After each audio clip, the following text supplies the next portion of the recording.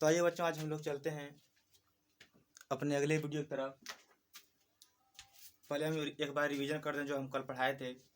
फिर आज कुछ बेसिक कॉन्सेप्ट के बारे में बात करेंगे हम, जो आपके लिए बहुत ही अत्यधिक महत्वपूर्ण होगा। इस वीडियो को आप बहुत ध्यानपूर्वक देखिएगा। ये वीडियो आपको केमिस्ट्री में बहुत ही महत्वपूर्ण होगी और लगभग कई चैप्टरों में इसका उपयोग होता है। तो आइए पहले हम रिवीजन कर लें जो चीज़ हम कल पढ़ाए थे। तो पहले हम पढ़ाए थे आपको यहाँ पे कि उष्मा शोषी अभिक्रिया क्या होती है। तो हमने बताया था आपको कि उष्मा का मतलब जानते हैं आप लोग हीट, और शोषी का मतलब होता है अवशोषित करना। ठीक है, तो वे अभिक्रियाएं जिनमें उष्मा अवशोषित होती है उन अभिक्रियाओं को हम कहते हैं उष्मा शोषी अभिक्रियाएं।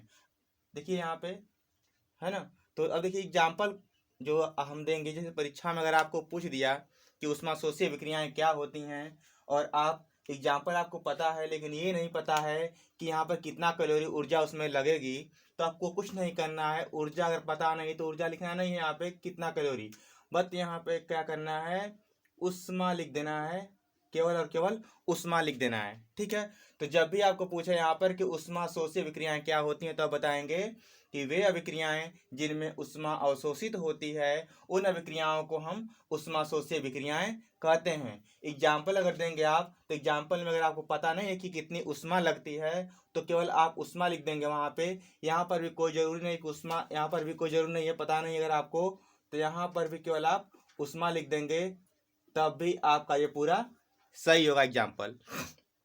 नेक्स्ट चलते हैं, हमने पढ़ाया था आपको कि उष्मा क्षेपी अभिक्रियाएं क्या होती है। तो हमने आपको बताया था कि क्षेपी का मतलब होता है निकलना यानी उत्सर्जित होना। तो यहाँ पे आप स्पष्ट कह सकते हैं कि वे अभिक्रियाएं जिनमें उष्मा अवक्षेपित होती है उन अभिक्रियाओं को उष्मा क्षेपी अभिक्रियाएं कहते हैं। यहाँ पर भी अगर आपको पता नहीं तो उष्मा की कितनी कैलोरी निकल रही है, अगर ये आपको याद नहीं रहता परीक्षा हाल में एग्जाम्पल्स के लिए, तो इसको लिखने की आवश्यकता नहीं है। आप यहाँ पर केवल लिख सकते हैं उष्मा।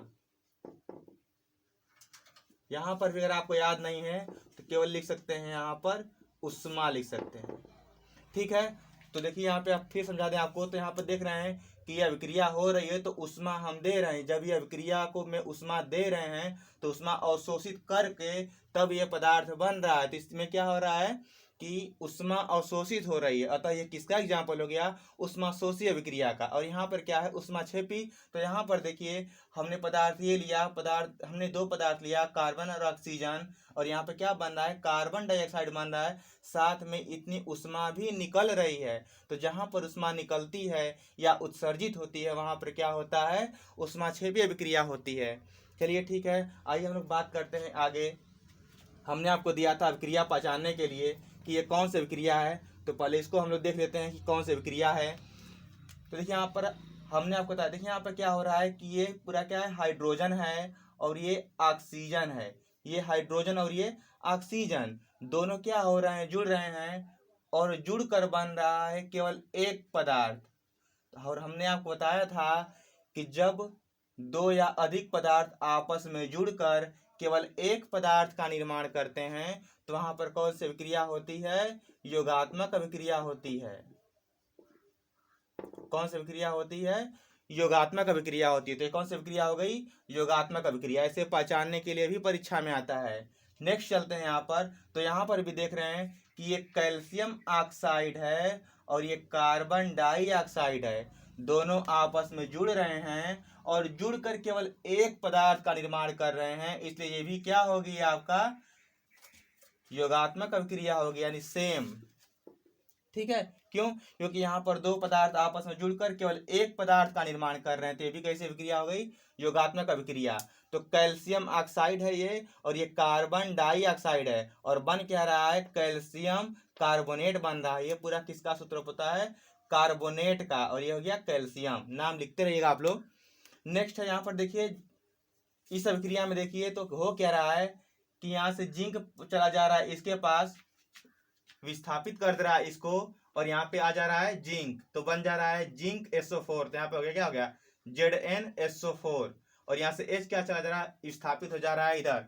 ठीक है, तो आप देख रहे हैं कि एक परमाणु दूसरे को क्या कर रहा है, विस्थापित कर रहा है। तो हमने आपको बताया था कि जहां पर कि कोई एक परमाणु अन्य परमाणु को विस्थापित करता है, वहां पर कैसे विक्रिया होती है? विस्थापन अभिक्रिया होती है, विस्थापन अभिक्रिया होती है। अब यहाँ पर देखिए, यहाँ पर इसके पास CH4 है, C के साथ 4 कार्बन है, 4 में से इस कार्बन के पास 4 हाइड्रोजन है, ये कार्बन और 4 हाइड्रोजन है। तो क्लोरीन क्या करेगा कि एक हाइड्रोजन को हटा देगा, तो बचेगा कितना? 3। तो यहाँ पर क्या हो गया? CH3। अब CH3 तो हुआ है, जब एक को हटाया तो वहां पे अपने जाकर जुड़ जाएगा क्लोरीन, तो क्या हो गया? CH3Cl। और जो H यहाँ से हटा हुआ है वो H आपका दिखाई दे रहा है यहाँ पे, और एक Cl बचा हुआ था, ये Cl। तो यहाँ पर भी क्या हो रहा है? स्थानों की अदला बदली हो रही है, यानी कि यहाँ पर भी क्या हो रहा है कि ये परमाणु इसमें से H को हटा दे रहा है, विस्थापित कर दे रहा है, खुद अपने जाकर वहां पर बैठ जा रहा था। यहाँ पर भी कैसे विक्रिया होगी? विस्थापन अभिक्रिया होगी। फिर देखिए यहाँ पर ये SO2 है और यहाँ पर ऑक्सीजन है, सल्फर डाइऑक्साइड और ऑक्सीजन है।